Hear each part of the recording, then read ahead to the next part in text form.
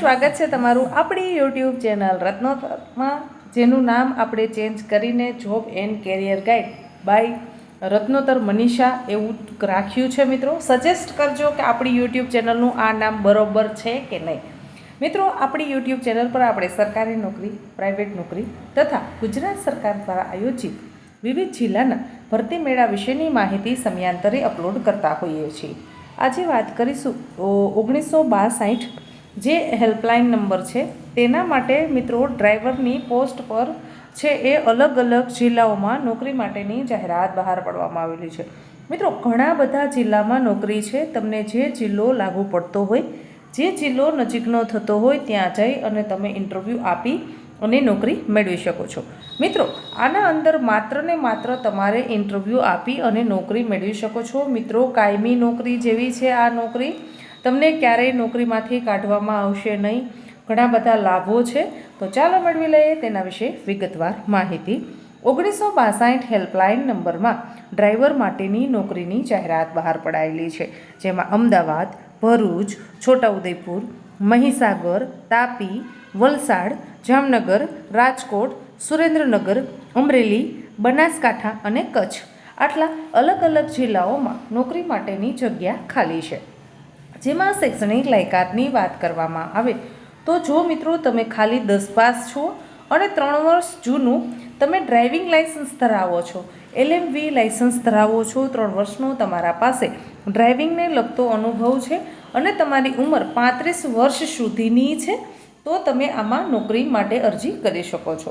તમને નોકરી મિત્રો ગુજરાતના ગમે તે જિલ્લામાં આ મળી શકે છે. તમે ઇન્ટરવ્યૂ આપી અને નોકરી મેળવી શકો છો. તો ઇન્ટરવ્યૂની તારીખ નોંધી લેશો. તારીખ 12/7/2025, સમય સવારે 10 વાગ્યાથી લઈ અને 12 વાગ્યા સુધી રજિસ્ટ્રેશનનો સમય રહેશે. 12 તારીખે ઇન્ટરવ્યૂ આપવાની તારીખ છે.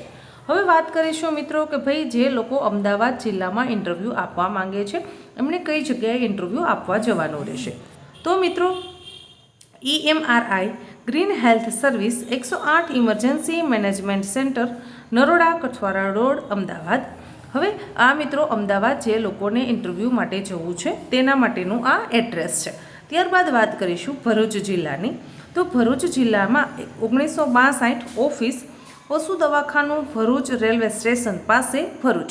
મિત્રો 1962 ઓફિસ છે જે પશુ દવાખાનું ભરૂચ રેલવે સ્ટેશન પાસે આવેલું છે. ત્યાં તમારે ઇન્ટરવ્યૂ આપવા માટે જવાનું છે. ત્યારબાદ વાત કરીશું છોટાઉદેપુર જિલ્લાની.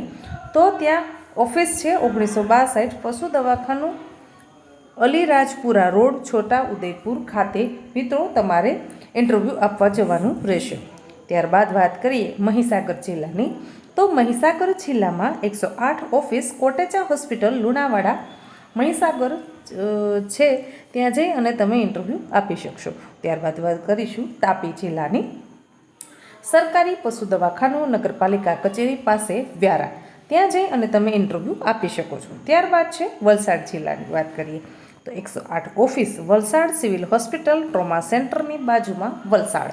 ત્યારબાદ મિત્રો જામનગર જિલ્લાની વાત કરીએ તો કે 1962 ઓફિસ પશુ દવાખાનું, પંચવટી સોસાયટી પાસે, સરૂ સેક્શન રોડ, જામનગર. મિત્રો આ જે એડ્રેસ જણાવેલા છે એ એડ્રેસ પર જઈને તમારે ઇન્ટરવ્યૂ આપવા જવાનું છે. માનો કે કોઈ વ્યક્તિ છે એ રાજકોટ જિલ્લાનો છે અને તેને અમરેલી જિલ્લામાં ઇન્ટરવ્યૂ આપવું છે, તો ઓપન ફોરમ છે. એવું નથી કે માત્ર તમારા જિલ્લામાં ઇન્ટરવ્યૂ રાખેલું છે તો તમે જ ઇન્ટરવ્યૂ આપી શકશો, બીજા જિલ્લાના નહીં આપી શકે. બધા જ જિલ્લાના ઉમેદવારો તેમાં ઇન્ટરવ્યૂ આપી શકે છે. હવે વાત કરીશું આપણે મિત્રો રાજકોટ જિલ્લાની.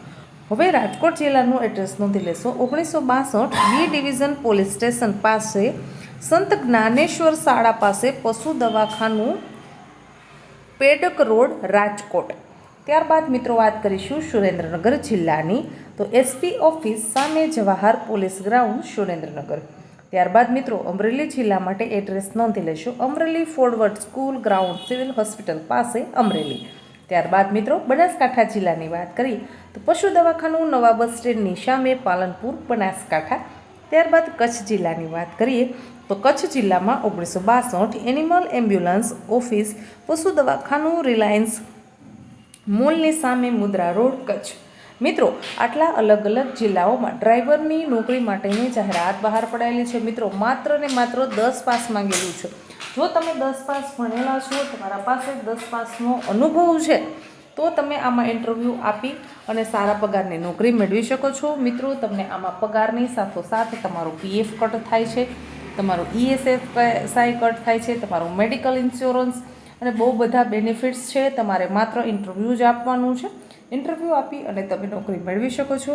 1962 જે આપણી એનિમલ હેલ્પલાઇન છે, જે આપણી 108 માણસો માટે જેવી રીતે એમ્બ્યુલન્સ કામ કરે છે, તેવી રીતે પશુ માટે આ એમ્બ્યુલન્સ કામ કરે છે અને તેના અંદર તમારે કામ કરવાનું છે ડ્રાઈવરની પોસ્ટ પર.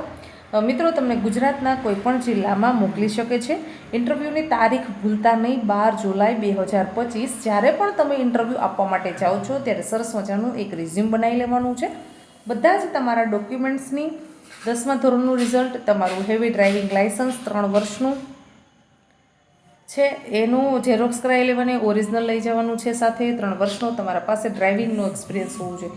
હવે 3 વર્ષના ડ્રાઇવિંગના એક્સપિરિયન્સની વાત કરવામાં આવે તો હેવી ડ્રાઇવિંગ લાઇસન્સ મીન્સ કે તમે કોઈ સ્કૂલના અંદર ડ્રાઈવર તરીકે કામ કરેલું છે, કોઈ આવી રીતે કોઈ વાહન ચલાવો છો, અથવા તો તમારું પર્સનલ વાહન ચલાવતા હોય, અથવા તો તમે કોઈ ટ્રસ્ટની કે કોઈ ઓફિસની ગાડી ચલાવતા હોય, તો એવી રીતે તમારે અનુભવના પ્રમાણપત્ર સાથે લઈને જવાનું છે. 35 વર્ષની તમારી ઉંમર હોવી જોઈએ. ઓરિજિનલ બધા ડોક્યુમેન્ટ્સ સાથે લઈને જવાના, તમારું ઝેરોક્સ કોપી બધી જે સાથે જ લઈને જવાની છે અને બધાને સ્વપ્રમાણિત કરી લેવાના છે. પછી તમે જ્યારે ત્યાં જશો ત્યારે રજિસ્ટ્રેશન માટે એક ફોર્મ આપશે. એ ફોર્મ તમારે ત્યાં ફિલઅપ કરવાનું રહેશે. તમારું ઇન્ટરવ્યૂ લેશે, તમને ઇન્ટરવ્યૂમાં અમુક સવાલો પૂછશે. તમે જો એના અંદર પાસ થઈ ગયા તો તમને પછી એ લોકો દ્વારા છે એ કોન્ટેક કરી અને નોકરી માટે બોલાવવામાં આવશે. મિત્રો આવી સરકારી નોકરી, પ્રાઇવેટ નોકરી તથા ગુજરાત સરકાર દ્વારા આયોજિત વિવિધ જિલ્લાઓના ભરતી મેળા સાથોસાથ આપણે સ્પર્ધાત્મક પરીક્ષાની તૈયારી કરતા વિદ્યાર્થીઓ માટે પણ ઉપયોગી મટીરિયલ મોકલીએ છીએ. અત્યારે હાલમાં જ મિત્રો આપણે સૌ જાણીએ છીએ કે તલાટી મંત્રીના ફોર્મ ભરાયા છે. એમાં ઇંગ્લિશ પણ પૂછાવાનું છે. અંગ્રેજી વિષયના મને ખ્યાલ છે ત્યાં સુધી 15 થી 20 માર્ક્સનું વેઇટેજ છે. તો તમને ફ્રીમાં ડૉક્ટર ખ્યાતિ વાઢેર મેમ છે, જે તમને ફ્રીમાં ઇંગ્લિશના બધા જ ટોપિક કવર કરાવશે. તો તેના વિડીયોની લિંક હું નીચે ડિસ્ક્રિપ્શનમાં પિન કરું છું. તમે એમની ચેનલને સબસ્ક્રાઈબ કરી લેજો, એમના બધા જ વિડીયો જોજો. મિત્રો ખૂબ સરસ વિડીયો હોય છે. મેડમ હાલ પ્રોફેસર છે અને એમને આ જે છે સ્પર્ધાત્મક પરીક્ષાનું તેમના પાસે બહોળો એવો અનુભવ છે. તમને બહુ બધો ઉપયોગી થશે. તેમના વિડીયોની લિંક અને જે ચેનલ છે તેની લિંક હું નીચે ડિસ્ક્રિપ્શનમાં પિન કરું છું. આશા રાખું છું કે તમને આ માહિતી પસંદ આવી હશે. જો માહિતી પસંદ આવી હોય તો વિડીયોને લાઇક કરો. હજી સુધી આપણી યુટ્યુબ ચેનલને સબસ્ક્રાઈબ નથી કરી તો ફટાફટથી ચેનલ સબસ્ક્રાઈબ કરી લેશો અને આપણી વોટ્સએપ ચેનલની પણ લિંક નીચે પિન કરું છું. વોટ્સએપ ચેનલમાં નથી જોડાયા તો ફટાફટથી જોડાઈ જશો, કેમકે જ્યારે ટાઈમ ન મળે વિડીયો અપલોડ કરવાનો ત્યારે આપણે જે કટિંગ આવતા હોય છે ન્યૂઝપેપરના અથવા તો નોકરી માટેની કોઈ માહિતી આવતી હોય છે તે બધું જ આપણે ત્યાં અપલોડ કરતા હોઈએ છીએ, જેથી કરી અને સમયાંતરે તમને તેની માહિતી મળી શકે. મિત્રો આપણા પાસે એજ્યુકેશન હોવાથી નોકરી નહીં મળે આપણે એના માટે સંઘર્ષ કરવો પડશે. આપણે એના માટે એક્ઝામ પાસ કરવી પડશે, એના માટે ઇન્ટરવ્યૂ આપવું પડશે, એના માટે મેરિટમાં આવવું પડશે, પછી જ આપણને નોકરી મળશે. જરૂરી નથી કે બધા 50 વિદ્યાર્થી ભણે છે તો 50-50ને સરકારી નોકરી મળી જાય, પણ એ 50ને અમુક બિઝનેસમાં જશે, અમુક પ્રાઇવેટ નોકરી કરશે. તો તમારે અલગ અલગ જે પણ ફિલ્ડમાં જવું છે એ ફિલ્ડના વિશે તમારે તૈયારી કરવી પડશે. તો મિત્રો આવી રીતે તમે છે એ સરસ રીતે તમારું કેરિયર બનાવી શકો છો. આપણે મિત્રો આપણી ચેનલમાં બને ત્યાં સુધી સમયાંતરે જ વિડીયો અપલોડ કરતા હોઈએ છીએ, પણ વિડીયો તમારો છે એ તમારો મિત્ર સર્કલ સુધી સમયસર પહોંચાડો, જેથી કરી અને એને યોગ્ય સમય વિડીયો પહોંચે. પછી સમય જતો રહે અને પછી એમના પાસે વિડીયો મળે તો એનું કોઈ કામ નથી, કેમ કે ન્યૂઝપેપર જેવું પછી થાય, આજનું છાપું આજે વાંચીએ તો જ કામનું લાગે. પછી જો એ બીજા દિવસે સવારે ઉઠીને વાંચીએ તો એ પછી પિસ્તીના ભાવે વેચાય અને એનો કોઈ મોલ રહેતો નથી. એટલે સમયનું જીવનમાં ખૂબ મહત્ત્વ છે. સમયસર વિડીયોને તમે જુઓ અને તમારા મિત્રો સુધી પણ તેને શેર કરો, જેથી કરી અને એને પણ આ વિડીયોનો લાભ મળી શકે. આશા રાખું છું કે તમને આ માહિતી પસંદ આવતી હશે. જો માહિતી પસંદ આવતી હોય તો હજી એક વખત કહી દઉં છું મિત્રો, ચેનલને સબસ્ક્રાઈબ કરી લેશો, વિડીયોને લાઇક કરી લેશો અને તમારા મિત્રો સુધી તેને શેર કરવાનું ભૂલતા નહીં. નીચે ડિસ્ક્રિપ્શનમાં મને તમારા પ્રતિભાવ જણાવશો કે તમને આ વિડીયો કેવા લાગે છે અને ભવિષ્યમાં તમે કેવા વિડીયો જોવા માંગો છો. ધન્યવાદ.